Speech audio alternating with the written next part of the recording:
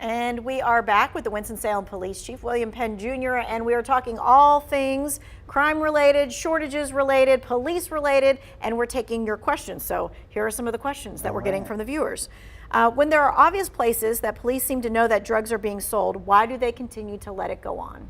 Right, just because it appears that we're letting it go doesn't mean it. We have to follow constitutional law. The folks in that house and selling the drugs, they have rights too. So there is a process involving the investigation. So what I would suggest in that instance is continue calling back, check on the status of the case. Just as it doesn't appear that anything's going on, we could be working it in various different kinds of using investigative tools. Mm-hmm. And so is that something like if you see something, should you be calling the police when you see those cars showing up or whatever you think that might lead to something? As much information as you can give is best. You know, colors of the vehicles, who's coming, time of day, how many people, when is the activity most active. All of that information helps us solve that case better. Okay. This person's asking, can I call the police while I'm inside a store? You absolutely can call the police when you're in the store or out of a store or anytime you need them, period. What if an officer is harassing someone due to personal reasons? I mentioned it earlier in the earlier segment. Now, we are all about being held accountable. So almost every agency has a professional standard division. Most of the time on television it's called internal affairs, but they're the same. And they hold us accountable. They hold us accountable for policy and law. Please call professional standards division of that agency and have a conversation with those investigators and tell them what's going on, and that will be investigated. Okay, so they should call internal affairs or professional standards themselves. Absolutely. And say this is what's happening and whatever kind of evidence you might have. Absolutely. Okay. And every police chief will tell you they want to hear that information.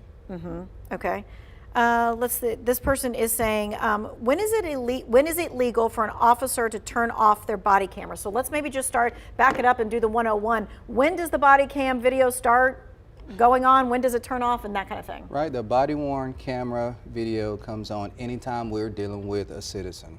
So that comes on then, and it's not to be turned off until we have separated from that citizen. So, and at no time when we're interacting with our community should that body worn camera be turned off. All right, now on the flip side of that, a lot of people would say, am I allowed to put my camera on, my video on, if someone stops me or something of that nature? What would you tell someone to do? What was the correct way to kind of do that?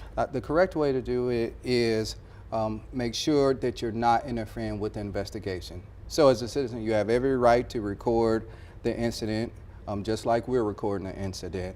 But as long as it's not in the officer's face or some kind of way getting in the way of the investigation, that would be my advice. Okay, and I think most of the time people think about this like if they're getting pulled over or something like that. Right. So they're allowed to hit play or record on their camera or their phone and just record the entire back and forth. They can record it, but they must obey the commands of the officer.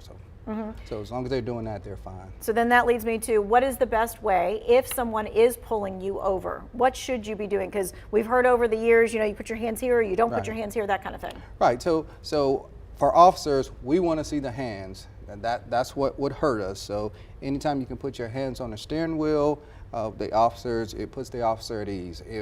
When the officer makes the approach, you say, hey, I would like to record this for whatever reason, then the officer will allow you to do it.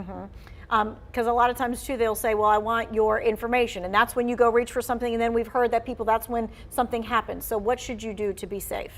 I would always tell the officer what I'm going to do. If you ask for my wallet, I'll say my wallet's here and this is where I'll be reaching. So information, that communication piece is so important in almost everything we do, but particularly during license stops. Okay, and if you're at a place where it's dark or something like that and you want to get to a lighted place, is there something you should do? Should you put on your hazards or something like that so you let your officer know that they're pulling you over? The hazards work great. We've actually had some folks call 911 on their cell phones and say, I am going to stop for the officer. I'm looking for a well-lit area, just so that we know exactly what's going on. Communication is the key. Communication is key.